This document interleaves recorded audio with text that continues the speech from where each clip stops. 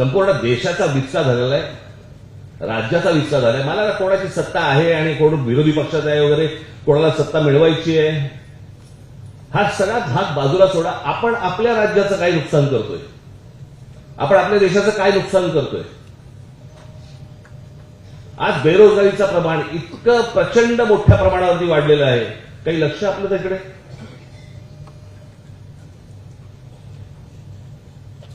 आज अजून पाऊस पडलेला नाहीये. महाराष्ट्र देशात अनेक ठिकाणी, खास करून महाराष्ट्रामध्ये दुष्काळी परिस्थिती येणार. आणि आमच्याकडे काय चाललंय, खासदार फोडणं, आमदार फोडणं, नगरसेवक फोडणं. आमची सत्ता कशी टिकेल, वाटेल तेवढे पैसे आम्ही द्यायला तयार आहोत, माणसं विकली जात आहेत. मला असं वाटतं राजकीय पक्षाच्या कार्यकर्त्यांनी या गोष्टींचा विचार करायला नाही पाहिजे, जनतेने करायला पाहिजे, लोकांनी करायला पाहिजे.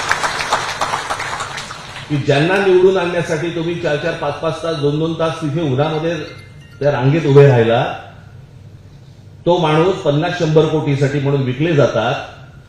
त्यांना पुन्हा तुम्ही परत उभे करणार का? आताही जर समजा ते परत आले तर तुमची प्रतिक्रिया काय असणार त्याच्यावरती?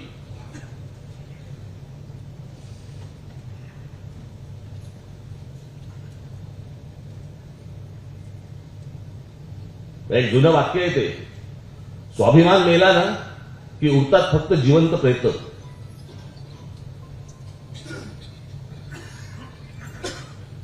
आणि हे ज्या प्रकारचं राजकारण आता महाराष्ट्रामध्ये, देशामध्ये जे सुरू आहे, भविष्यातल्या येणाऱ्या पिढ्यांना आम्ही काय सांगणार आहोत? आम्ही विकले गेलो.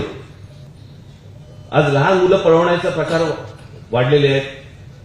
खासदार आमदार जसे पळवले जातात तशी लहान मुलं पळवली जातात,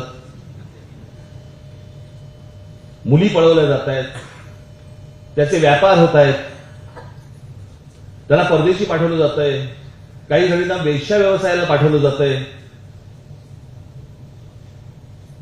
एवढे सगळे प्रश्न आज असून देशासमोर उभे असताना आमच्याकडे काय चालू आहे? आमची सत्ता टिकावी म्हणून आम्ही करोडो रुपये टाकायला तयार आहोत.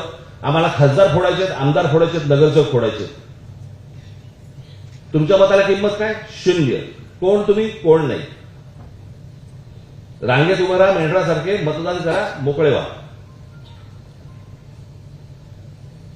आज हे भारतीय जनता पक्षाकडनं सुरू आहे, उद्या दुसऱ्या पक्षांकडनं सुरू होईल. काही दुसऱ्या इतर पक्षांकडनं अगोदर, ह्याच्या अगोदर पण झालेलं आहे. याला निवडणूक पण ना. मी काल आम्ही बसलो असताना मी म्हटलं, बरं झालं चला आपले खासदार निवडून आले.